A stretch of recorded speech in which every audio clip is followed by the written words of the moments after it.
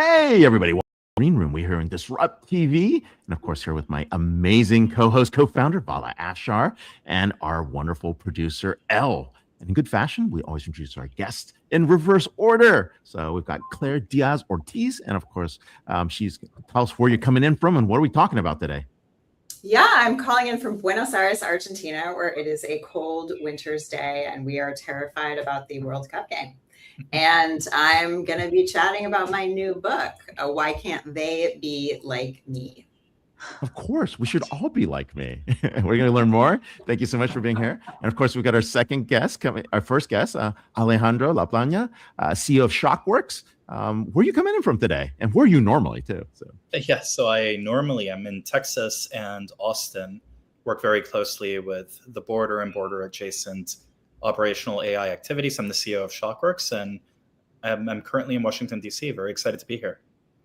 Very, very cool. So you get to see D.C. post 4th of July celebration. Still a lot of activities going on. Maybe you'll see the great fair that's going on out there. All right. Well, with that, I'll turn it back to Elle. You can do the count, and we'll kick it off. All right. 3, 2, 1.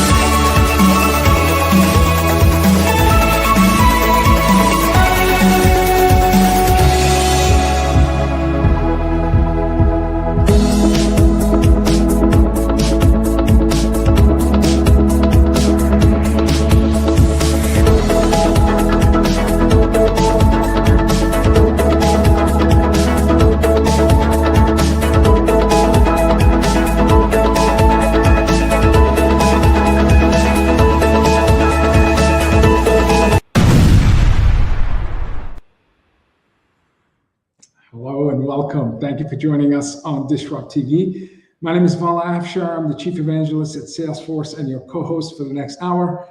We welcome you to follow us on X at DisrupTV Show. Send Ray, myself, our distinguished guests your questions, and we'll try to do our best to answer them live. It's my pleasure to introduce my co-host, Ray Wang. He's the CEO, founder of Constellation Research. He's the best-selling author of Everybody Wants to Rule the World. I see Ray on TV just about every day. He's on Fox Business, Bloomberg, CNBC, and many of the other major outlets. He's one of the top futurists to follow on X at RWA and G0. Welcome, Mr. Wang, to DisrupTV.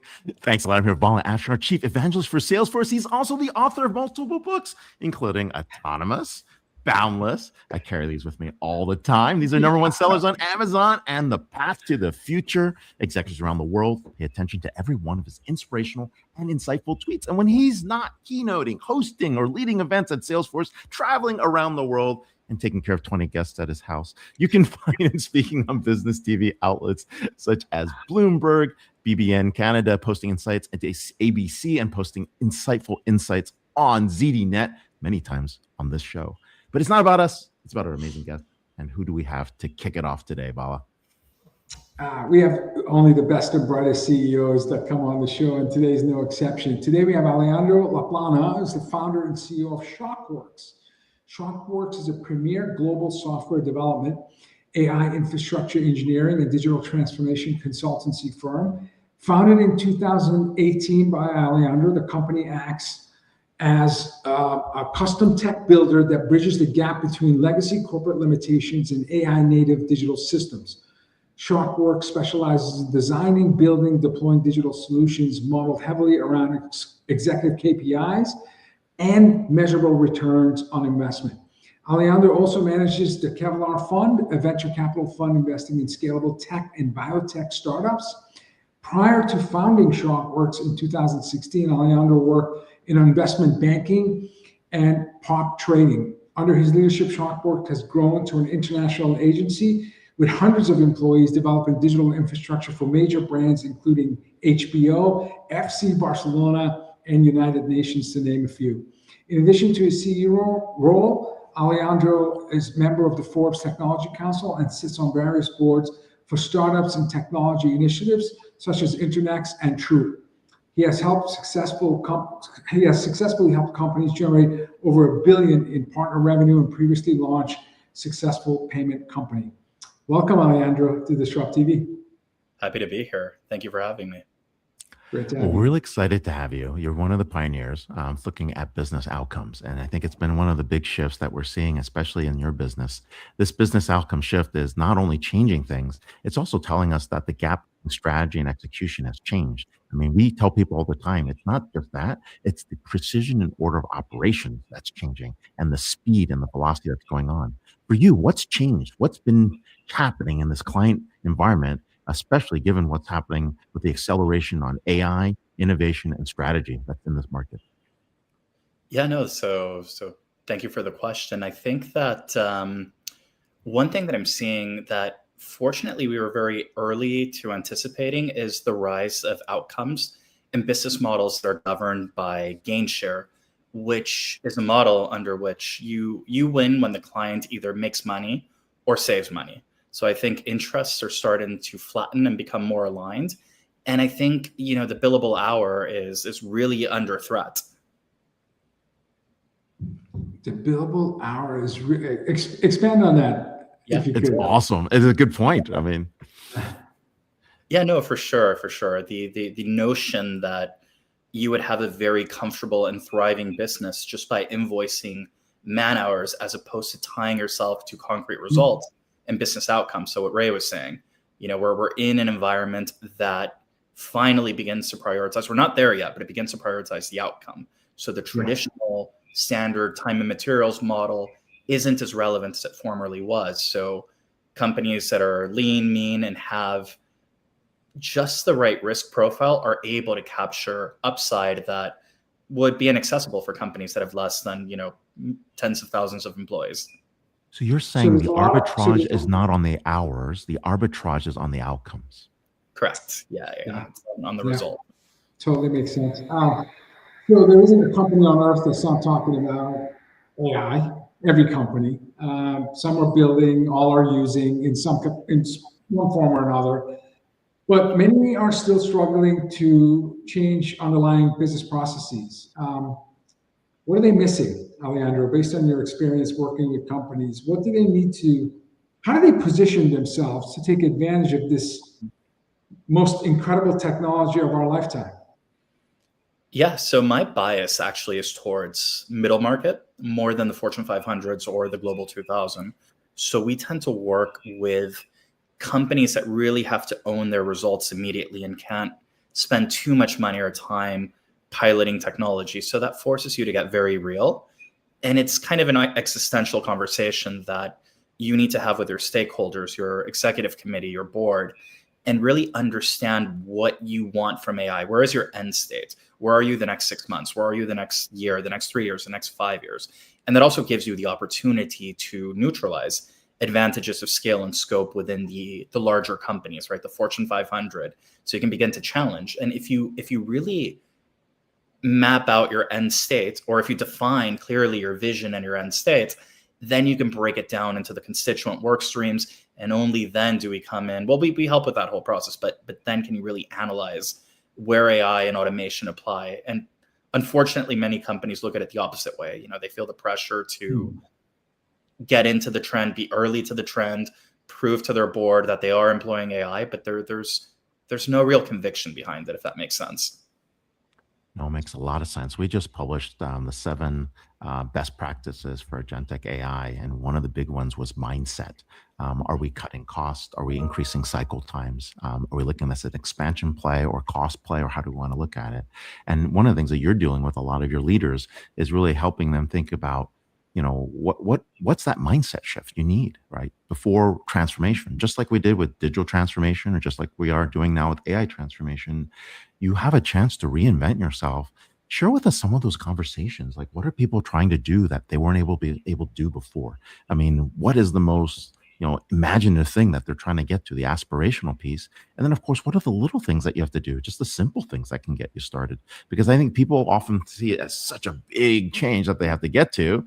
And they also forget about all the little things they can do, just to even, all the little things add up to make a difference. For sure. So to pick apart the question, point by point, the mindset is critical, right? So it's almost visioning. It's where do you want to be? And again, my bias is towards middle market, which is where we've gained some very insightful experience. And people often don't realize that middle market constitutes 62% of private payrolls. And you do touch every aspect of the organization. Of course, we don't want to get over our skis, but there needs to be a clear definition of purpose, right? Like I mentioned earlier, but there needs to be a mindset. There needs to be an orientation that what worked for you previously outside of, your tacit knowledge and your core product may not work in the future.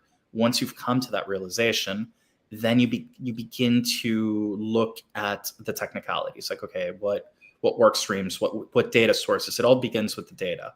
And once you have a very clear data layer, then you can really start punching above your weight class.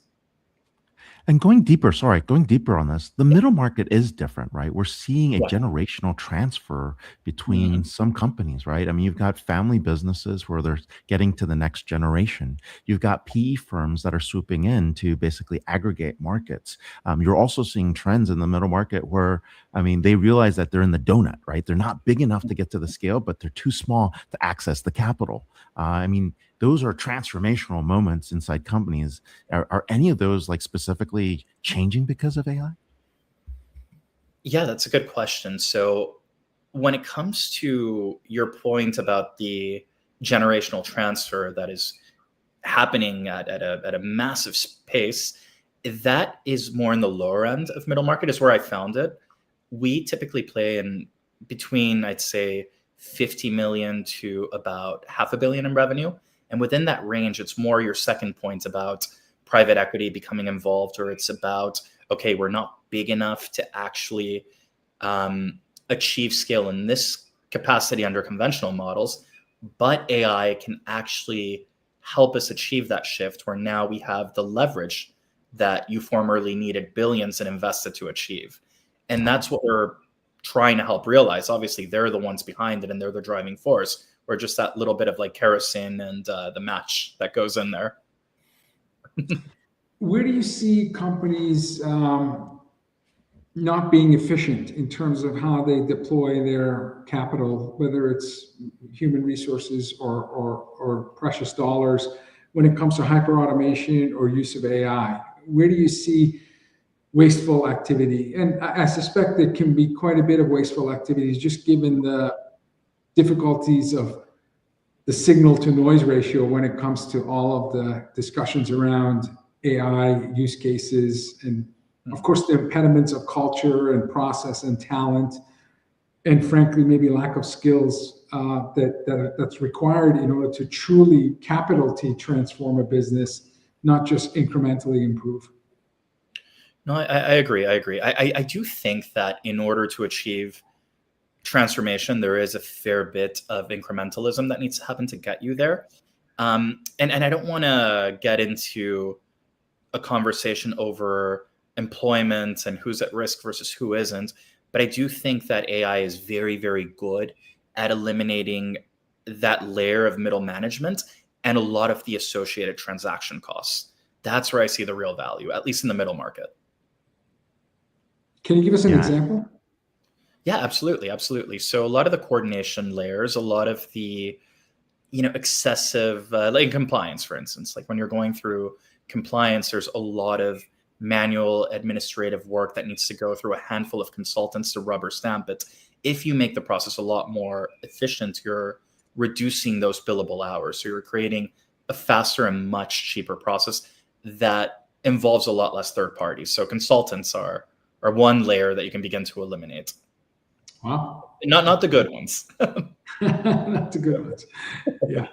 Not the ones that borrow your watch only to tell you the time. Yes. No, I get that. Go ahead, Ray. No, but this is different, right? We are in a different era, and that scale that you're seeing, the cycle time compression that's happening, your ability to get the infinite scale, that means everyone should be operating a little bit differently. So, for example, we have some clients that say they've never let a human touch code again, right? The repo's it. They're just building repos and they're going off of that. We have other clients where, the compression means that they're hiring more people because they can actually get more cycle time. And so it's kind of different that way. Any advice for, the mid-market companies getting started as to how they can trust the consultant, like know who can actually deliver on it? Is outcomes-based pricing the only way to do it? Is basically what I'm trying to ask, is because there's so many people out there saying they can do this stuff, but the proof is in the pudding when you actually deliver on the outcome. No, agreed. I think you hit the nail on the head. It's and I don't want to just reiterate what you just said, but that is the way to go about it. Would you commit to sacrifice a portion of your profits in order to achieve a specific result? And the good thing is that if you actually employ that business model as a consultant, you get a very, very, very defensible level of staying power within clients. So the other thing I would say is you could set a few booby traps. If the consultant is feeding you confirmation bias and you put out a request that to be difficult or unrealistic, yet they accept it, then you know that it's not a serious vendor. Got it. Makes sense. Okay. So seek the truth by pressure testing their willingness to accept what may be unrealistic or Herculean projects. Role of leadership. When a CEO or the executive team approaches you and says, Alejandro, help us figure all this new stuff out and help us understand risk associated with making big bets, because it could be a big bet to cognitively transfer some of the work that you're doing from humans to digital labor. And we're seeing lots of companies identify, let's say, low impact, highly deterministic work as perfect candidates for hyper automation. And now this is automation that is beyond traditional chat bots, and there's reasoning and logic, and it improves with every iteration. So it is quite powerful. What's the role of leadership as they're trying to balance this hybrid work environment? And I don't mean by location hybrid, an environment where, we're the last generation of business leaders that are only managing people. We're actually managing smart software and hardware. And so that combination is quite unique. Yeah, it's going back to Ray's statement about the mindset shift. But concretely, I think that they're also, because you could have the best of intentions, you can have the mindset, the orientation, but how do you actually get your people to start employing it, to not feel threatened by it? And what we tend to add is a governance and security layer. That governance layer teaches you exactly how to use the model advantageously. It makes sure that the model is not training on your data. There's a very clear ontology or application layer that allows us to then proceed with step 2, which is the acculturation layer. How do you actually interact within this sandbox, within this framework? And how do you paradoxically get your employees to take a lot more risk when they would traditionally be risk averse? And do the leaders need to actually demonstrate that they're actively using the technology? And do they need to, suit up and get in the game and play as player coaches? How do you make sure that the leadership has the tech, not just the technical chops, but the comfort and the willingness to experiment with what's fairly new technology? I guess it depends on the leader. It's going to be very difficult if you have, going back to what was being mentioned about legacy transition, to have kind of the patriarch from the 3rd generation being proficient on agentic AI but if he has the orientation, or she, and they're able to kind of transpose that into different layers of executive leadership, I do think that then the player coach analogy becomes very, very interesting. I agree. Yeah, no, we're seeing different shifts and changes in this marketplace. New business models. When you picked up Real Madrid, what you did was you gave a monetization model on a second screen. That was the first era of digitalization. Today, the monetization models are coming from the data inside the organizations that they have. I don't know what you're doing there, but curious to see, how having the right data and the right AI infrastructure in place is going to change these business models, change the monetization models that are out there. Because I think people are just at the beginning of this phase to figure out where data monetization is headed. So I'm so happy you asked this question. That's actually where the real value resides. So we've been talking a lot about operational AI, but then there's innovation with AI. So if you do have vertical specific data sets and a very tacit understanding of a value proposition that is unique to market, then you can start, once you have that defined, then AI enables you to gain traction or to continue gaining traction and then achieve scale. And only then it makes sense within your innovation strategy. I didn't know you had Real Madrid as one of your clients. Well, not anymore, but a few years ago. A couple of years ago, I was in Madrid and I received the Real Madrid jersey signed with all their players. And that's one of my prized possessions when it comes to sports memorabilia. Yeah, I'd heard about this. Yeah. So that's pretty cool.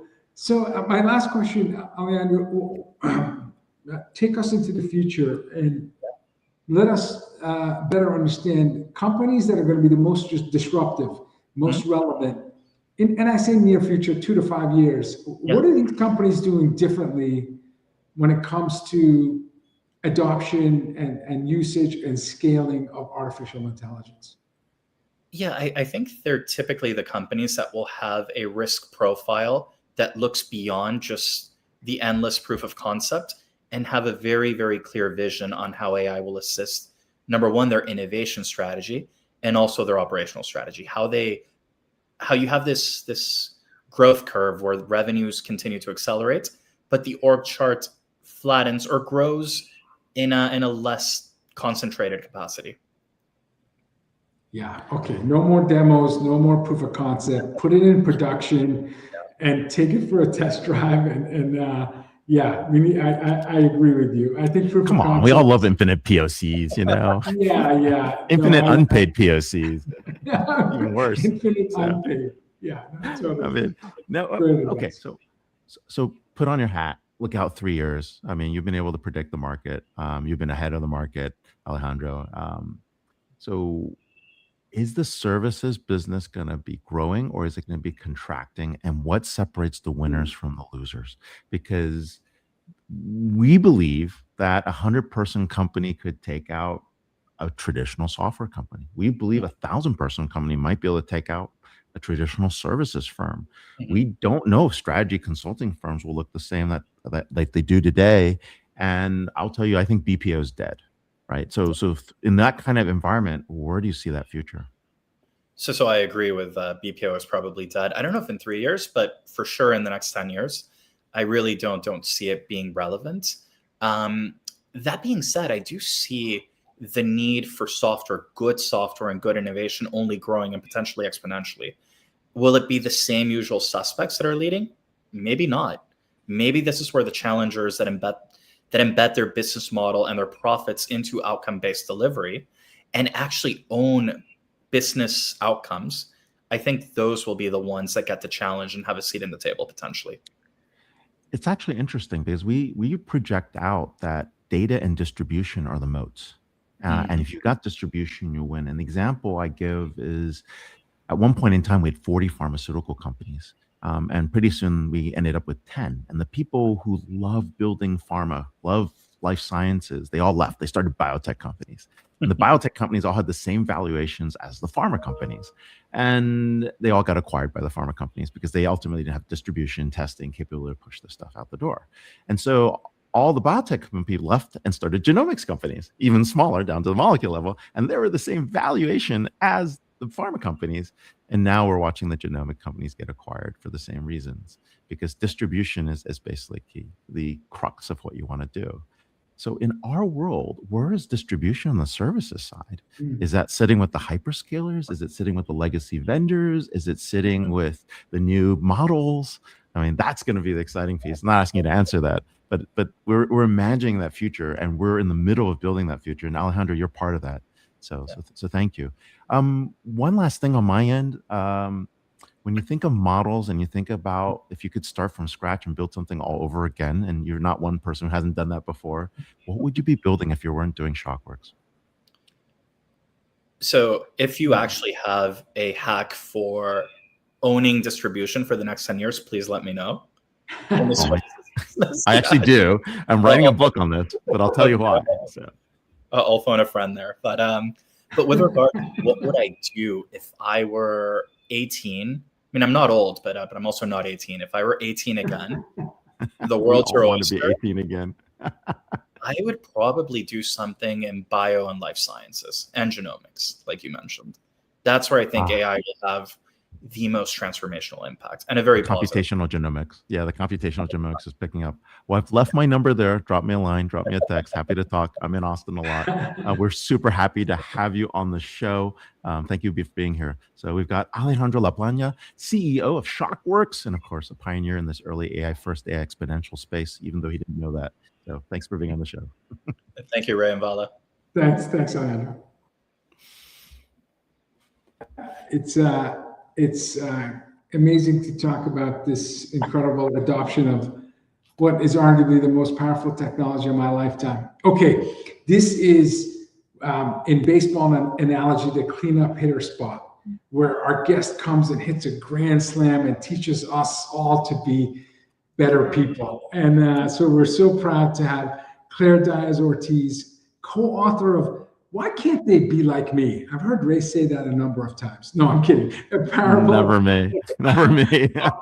Of shifting. We've all thought that. Don't kid yourself. A parable of shifting perspectives. Why Can't They Be Like Me is an allegory about resilience, growth, and success in the face of defeat, taking wisdom from one of our favorite past guests, Marshall Goldsmith, one of the world's most renowned executive coaches.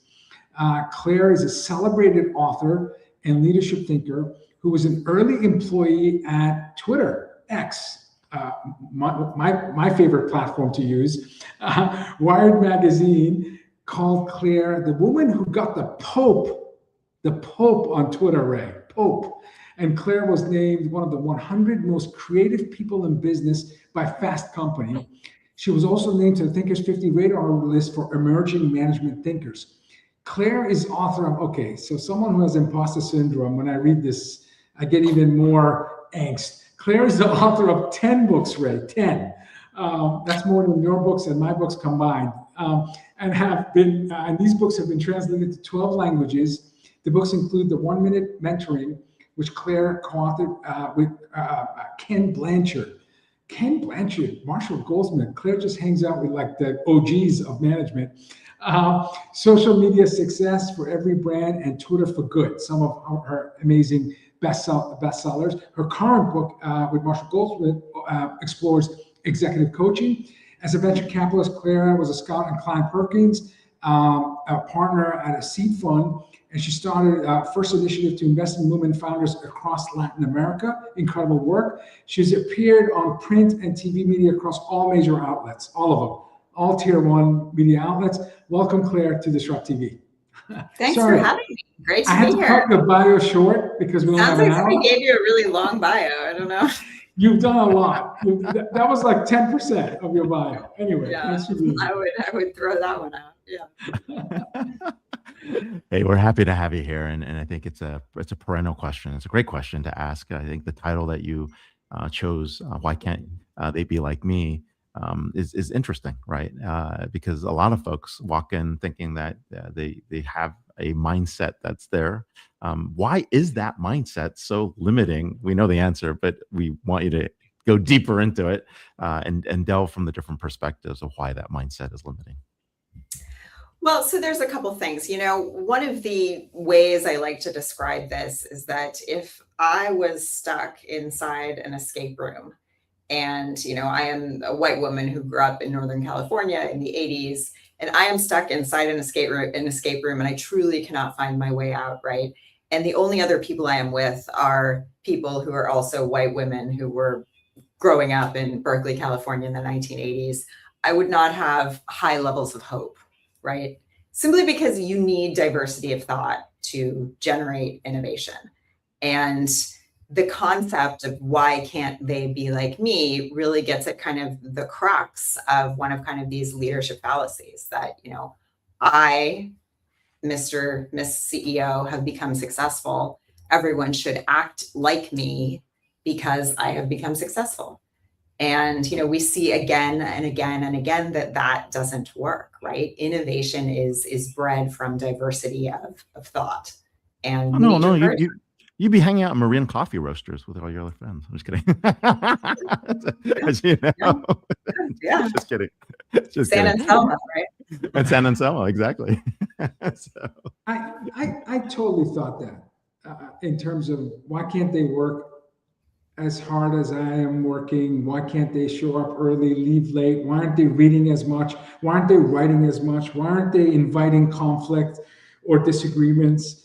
I know when I reflect on my career, especially when I was given maybe too early an opportunity to manage people, and leaving grad school where I had a very tough advisor, PhDs. I was surrounded by all these doctors who were super smart. I was always the least knowledgeable person in the room for years. And then I left that environment and joined a workforce. So it was like leaving boot camp. Like, I had mental tug of wars with some of the smartest academics in the world. And then I entered a workforce. And I know I thought that for probably a decade. So how do you, is it just with age and wisdom? Like, how do you celebrate? By the way, I'm an immigrant refugee. So like celebrating diversity should be core, like it should be in my DNA. And it is, but I'm telling you, I used to judge people because they weren't the replica of me at work. And now that I look back, I realize what an awful way of approaching leadership and management. So how do you discover that that's not the right approach? How did you discover it? How did was it? Of course, you're surrounded by these great management thinkers of all time. So maybe it was easy for you because Ken or Marshall or I don't know, Tom Peters or whomever, or JD, folks, reminded you, Claire, hey, we need to think about this differently. How did you discover this notion of diversity is a gift? So I think that's a good question. And I would also separate what you just said into sort of two different categories. Some of what you're describing is positive behavior that you exhibit in the workplace that is effective and has been effective for you. And some of that is, positive behavior that other people probably really should consider, right? Showing up on time, preparing for meetings, and taking public speaking courses, things like that, right? What we're really getting at in this book, though, is when thinking is different. And sometimes that exhibits a bit in behavior as well. Sure. But it's really about the perspectives that people have and the different perspectives that people can bring to a table and how that can change a conversation, how it can change a leadership discussion, and how it can change kind of the trajectory of a company, right? I think that one of the challenges that Silicon Valley currently faces is that you've got a lot of homogenous thinking going on. And we're all aware of that, right? We go through sort of cycles of being excited about one thing, crypto, and now it's AI. And, that's sort of these large trends also feed into the homogeneity that's kind of already happening.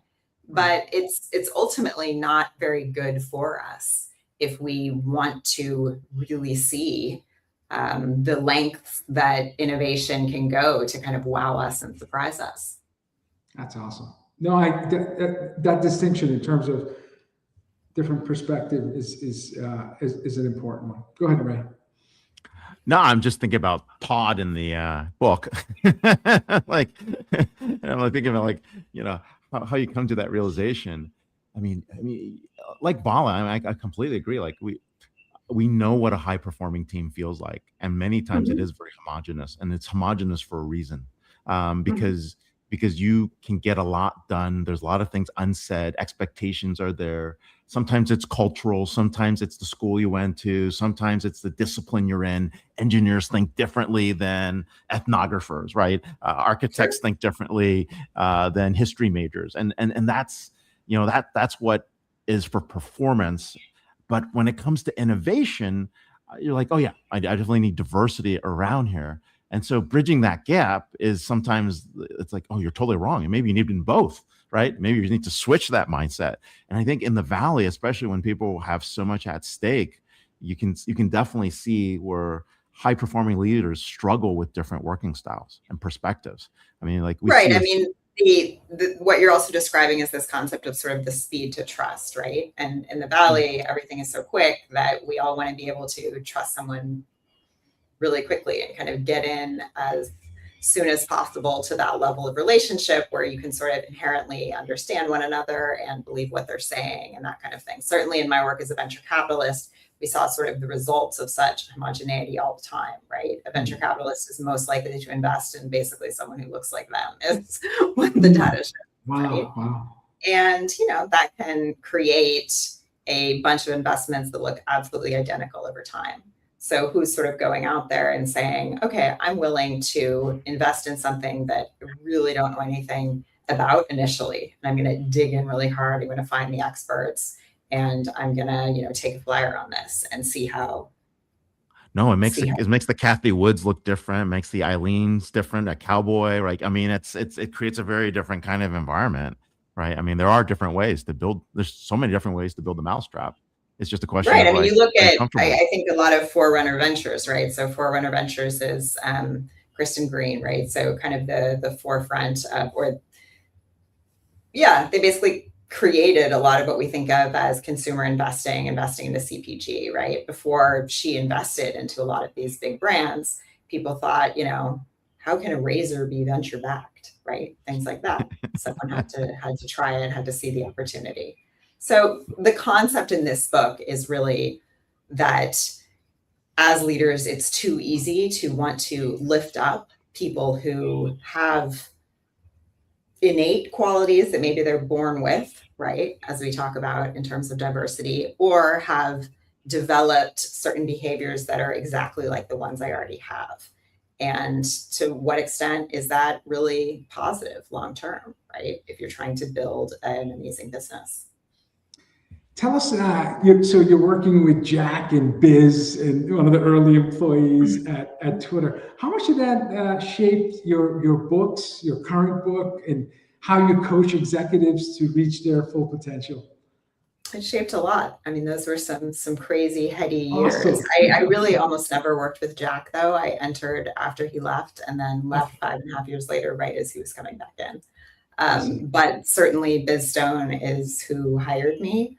I had been using Twitter I had a small nonprofit out in East Africa at the time, and this was 2006. Not a lot of people were using Twitter to talk about nonprofits. I started doing it, and long story short, ended up at Twitter, kind of pushing forward this pro-social agenda. Biz at the time had this very strong belief that Twitter could be a force for good, which ended up being the topic of kind of one of my books, Twitter for Good, Change the World One Tweet at a Time. Obviously, there were a lot of things we didn't understand about social media at the time. When we talk about diversity of thought, it's easy to sort of look back and think, how would that have been different if a few different engineers had been in the room, right? Right. Absolutely. And the process of, why did you write this book? What was the motivation? Other than the opportunity to work with, again, one of the greatest. Sure. So my sort of most successful book is the book I've done with Ken Blanchard, which is called 1 Minute Mentoring. And it's really about the power of mentoring. Ken has been a mentor to me for many years and what that looks like in terms of changing someone's career trajectory. And so the idea to work on a book with Marshall came out of this concept of, what is the difference between mentoring and coaching? And how does coaching really help a leader to grow and uncover aspects of their true potential that they maybe have not yet realized? That's amazing. And working with Marshall is an incredible opportunity, obviously. And it was wonderful to, you know, be a fly on the wall in his, you know, thinking. For sure. Yeah, for sure. He's amazing. Expansive thinking. He's amazing. Yeah. Yes. He's definitely He sort very of expensive. brings everyone into his orbit and then is able to kind of catalyze these incredible realizations about, you know, the world and your future. And, you know, it's incredible working with him. It's stunning. It really is. Well, that's really important. And it does come back to the point, right, where and why executive coaching becomes important, right? Because, you know, you get to a point where you might not be learning as much. You get to a point where you need a different kind of perspective, or you need to look at it from your rubric is going to change. You know, I mean, we're definitely seeing that in places. And so what role do you see in helping leaders recognize their blind spots in that executive coaching? And what are some of the common blind spots as well? Not only just this perspective or the flippant perspectives as to what's needed for success, because the stakes are never higher. I mean, we predict 1/3 of CEOs will be leaving the marketplace in the next 24 months because the AI playbook doesn't work for them and they want to leave on top. And this whole cycle change is so chaotic that we're going to see probably one of the biggest generation of CEOs leave the marketplace because it's not doable in the model they know. How do you compare that to the digital transformation departures? Compression is huge. The cycle time compression is bigger than ever. So what would have been in 8 years on digital transformation, going from brick and mortar to digital, it's now in 3. Incredible. Wow. So I think executive coaching is basically being a thought partner to someone who is aware enough to understand that they have areas they can grow in. That's always the first step, right? Of course, there are executive coaching assignments that are, you know, challenging, but happen all the time, where a board will come in and tell a leader, look, we need you to work with a coach to deal with these issues, right? And, you know, those are kind of their own breed of assignment. But for the purposes of this discussion, and certainly in my book, it's more a sense of, I think I have something that I can work on. I think I have something that I can dig in and be better at, and I need someone to help me with that. Now, executive coaching, kind of as I define it, is really different than, you know, we talk a lot about kind of what has happened to executive coaching in terms of AI. And AI, for the most part, has affected executive coaching kind of at the mid-level and below. So if you are maybe a junior leader and what you really need is some true accountability, essentially, some helpful reminders, some deep questions you can think about, then some of the AI solutions can be really effective for you. If you are a leader who, you know, has a large bench of folks reporting to you, you're in a kind of critical position, let's say, and, you know, there's a spotlight on you, you really need an executive coach that is not, you know, an AI chatbot, essentially. Not to minimize what some of these AI tools can do by any means, but there's just a completely different relationship going on, right? It definitely is. It definitely is, right? But you're right. It does capture the surface level. But what I'm ultimately wanting is not your expertise, your experience, right? Because the chatbots learn from best practices, but you're learning from failures. But someone's failure, if you change a few attributes, could become their success. And that's where we see the power of the coaching, the live coaching comes into place when we think about executive coaching. So when you take on a client, right? I mean, at this point, right, everyone's looking for that, not the experience level, but the expertise that's there. The experience level, not the expertise, because you've talked to 100 folks or 500 folks in a similar kind of situation. Even though the AI might be able to see that, it's the ability to, you know, change the attributes, change the style, capture the things that are just non-said, the non-verbals, right? We're counting on the non-verbals, I would believe. Right. Yes. I think it's also very much about the individual relationship, right? And so being able to build that relationship of deep trust is just on a different level when you're working with an executive coach who's a skilled individual and is a human, right? Any not blind spot, but any aha moments as you're writing the book, things that that changed your mind from what you previously thought was good advice or good coaching, and you're working with Marshall and you're writing, and by the time the book is done, the final draft is ready, you're like, wow, I really changed my mind on this particular topic? So I think one thing that comes up in the book, which was sort of a discussion. So the book is written as a parable. This is how I did my book with Ken Blanchard as well. Ken Blanchard is sort of the kind of grandfather of this sort of leadership parable. The concept behind it is that people learn through story. And so creating these short stories in business is a way for people to grasp complex and less complex messages. So that was sort of the purpose behind the way we wrote the book, the way we did. So one of the choices we made in the book, which is interesting because I believe that kind of age and generational experience plays a lot into Silicon Valley. One of the choices we made in the book is that the executive in question is being coached by a woman who is most likely younger than he is. And we thought that that was kind of an interesting decision. In Silicon Valley, you're dealing with oftentimes these young leaders who are getting a little bit older by the time that their companies are big enough to, decide that they should be getting an executive coach. And that often means that the executive coach is more seasoned than they are. And so we sort of flipped the script on that a little bit, simply because I think it's really valuable to understand that experience comes in different packages. And, if we're writing a book called, Why Can't They Be Like Me? It's important to kind of walk the talk a bit, right? And not have the, 50-something executive get a 50-something executive coach for him to learn from. What, you mean the conjoined triangle doesn't work anymore? The conjoined triangle of success from Silicon Valley. You also write that qualities that drive individual success might be a liability for leaders. Can you explain that paradox?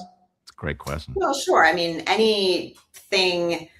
any individual quality that someone has in life, if taken to excess, can, be a problem. Your incredible focus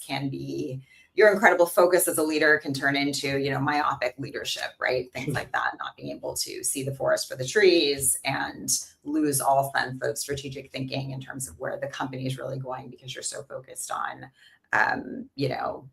insignificant daily matters. So anything taken to an extreme can be a challenge in leadership. And one of the challenges in coaching is trying to identify where a leader can be honest about where something is going to an extreme. In general, that's a challenge with any sort of coaching engagement in general, is just making sure that, or challenging a leader to be as honest as possible. But that's one area where I've seen it be a problem. That is awesome. And I think what I wanted to is get to the answer that you a lot of people start this book premise. Can you change a leader's trajectory while in crisis? Is that possible? Yes, you absolutely can. Someone has to want to change, though. They have to want to change. Lead the horse to water, but the horse may not drink. Got it. Yeah. So. Yeah. When you think of your favorite boss, someone that you have deep reverence and you admire, were they similar to you in any way? Were they complete opposites? Like, what is it about them that made them your favorite person to work with? So my favorite boss, someone I worked with at Twitter, the reason he was my favorite boss, I believe, is because he was able to understand the way I worked and what my strengths were, and play to that as a leader. So he was still guiding me. He was still, charting out a path for me and his other direct reports, but he was able to meet me on my level in a way that I think a lot of other bosses have not, essentially. So I think in essence, he did what this book proffers to do. Right. Awesome. He was able to see that I was different from him, and he made a way for that to be not just a path, but the best path in terms of delivering what we needed for the company. Did he get a signed book with a nice note from you? Does he know how much of an influence he's had on you? He does. He does. He knows. Awesome. Yeah. Oh, that's very cool. That's very cool. At least we're not getting management leadership lessons from Harvey Specter. I was kidding. It's always a new day. It's always a new day. It's always a new day. Yeah. So going back, I mean, are you still doing venture investing? Like, are you still a venture capitalist, like for early stage? Is that something that's still part of your portfolio? I'm just angel investing right now. So you're doing the angel side. So when you see a founder, are one of the qualities that you look for in the leader like someone that can make that change and make that gap, or do you invest for a founder for that phase of the company? Who can make that change, you said? No, did you just say, hey, this is what we've got, this is the perfect founder for this phase of the company, and we'll figure it out as they grow? Or do you make those angel investments in companies that you think are going to be able to have founders that have the conviction but can also make that transition? You think that the founder is going to be able to make that growth? I think it is incredibly, incredibly hard to invest in someone that you think cannot change. Yeah. It's interesting because I was just having this discussion a few days ago with some other venture capital investors where, you know, someone had a specific opportunity on the table, loved it for a million reasons, and yet felt from the founders a sense of, we know what we're doing and this is the path, and we are not super interested in feedback on it. And, you know, the investor had some clear suggestions on things. And furthermore, the investor knows that, you know, the company is going to change a million times. Things are going to happen at the early stage, right? And the founders staunchly held belief that he knew everything was ultimately would kill the investment. And, you know, this friend was weighing in, have you ever seen an investment like this work? Every day. Not working, yes. So interesting. So what is one practical advice in terms of what leaders can do to be more adaptable, to have some sort, you know, elasticity in terms of their approach to solving problems or delivering great products and services? What's one thing they can do that can help them be placed on the right path? So one really simple thing a leader can do is to kind of get out of their comfort zone once a week or even once a month if it's like that. So having a conversation with someone who is not the direct report, who is working the company, who is doing something completely different in an area they don't know anything about. Just exposing themselves to something that is outside their regular line of vision is essential, right? Getting kind of that feedback, getting that confirmation, I should say, not feedback, that things are working and things are being successful that you don't even know anything about, or you wouldn't be able to replicate even in your, you know, wise abilities as a senior leader. And that's really helpful, right? We have more of a sense that, you know, people are living and working and leading in different ways than we are. And that makes us more open when someone does something differently than we expect in the future. Random collisions, Ray. Do you remember that? Saul Kaplan telling us good leaders seek random collisions. Ruckus. It's called Ruckus, I think, right? Yeah. Random we collisions. Had a good friend of ours, Saul Kaplan, would remind us often, like, everyone knows more about something than you do. So, so just seek random collisions and then listen and be present, and you'll be surprised how much you can learn. Yeah. Love that.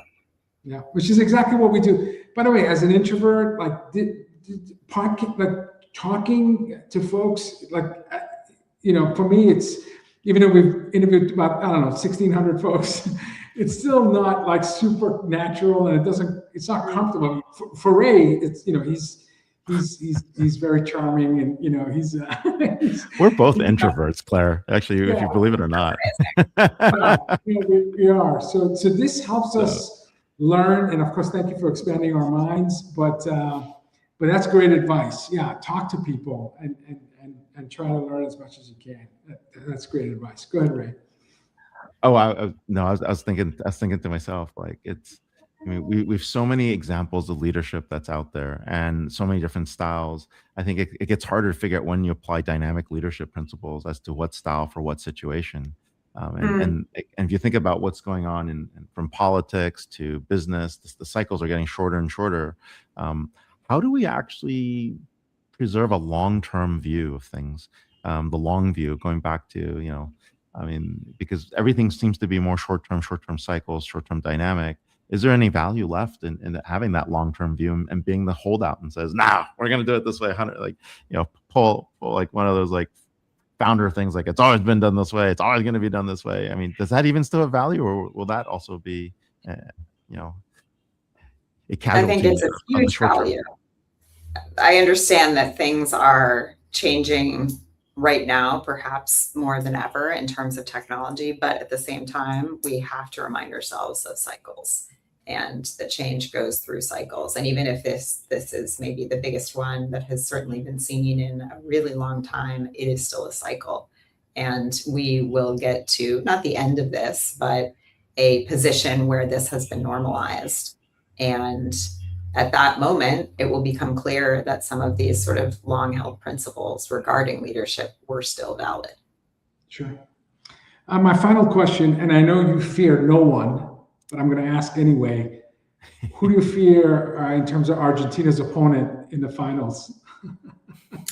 Well, I fear the next opponent. So let's just start there. I think every game from here on out. I know. Well, it's been a challenge for the last few games as well, but certainly every game from here on out is a massive, massive challenge. Saturday is going to be tough. Absolutely. I'm rooting for Argentina because, again, I think we're seeing a miracle with the greatest of all time. But France, it makes me nervous.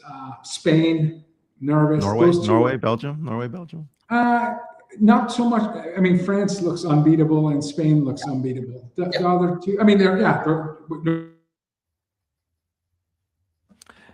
Got it. Yep. We're going to do something real quick with Vala, but they definitely look unbeatable, and there's a lot of competition out there. We are so happy to have you, Claire. Claire Díaz-Ortiz, co-authors of Why Can't They Be Like Me? A Parable of Shifting Perspectives. Definitely a book to read, especially no matter what point in your career. Check it out. 100 Coaches Publishing. Book out May 12th. Thank you so much for being here. And of course, thanks so much. FIFA officials must have been listening to me. They're locking you out, man. I'm so sorry. We'll find a president to call in. We'll find a president to call in and bring it back, dude. Yeah, that was weird. Okay, so anyway, best of luck to you. Thank you. Thank you for your sharing. Bye, guys. Have a great day. On your 10th book. The book just came out in May. Congratulations on your 10th. Thanks. Great. Thanks for being here. Let us know when you're back in the Bay Area. We'd love to have you host you, and so you've got our phone numbers. So take care. Cheers. I knew I shouldn't have brought FIFA up because I don't know if somebody was listening and somehow knocked me out. I said I'm rooting for Argentina, and that was maybe controversial. By the way, for those of you you're getting flags for that. For those of you who are watching from Belgium and France and Spain and Norway and all these other countries, I apologize. I'm rooting for all of you. Now that the U.S. is out, I don't really have a horse in the game. Ray, okay. Next week, we are going to be joined by Jeffrey Kane, author of Steve Jobs in Exile, the untold story of the greatest visionary. And we have Daniel Lewin, President and Chief Executive Officer at Computer Museum, a place that Ray often visits to show his Apple IIc. Yeah. Okay, Ray, any closing comments about our incredible guest today? Look, it's we're seeing massive change, whether you're in the services business, which is now becoming an outcomes business. It's not services as software. It's really a shift to outcome-based thinking. And that means the billable hour is dead. And I think that is really the main point that we learned from Alejandro. That is changing so much. And Alejandro's expertise in that space.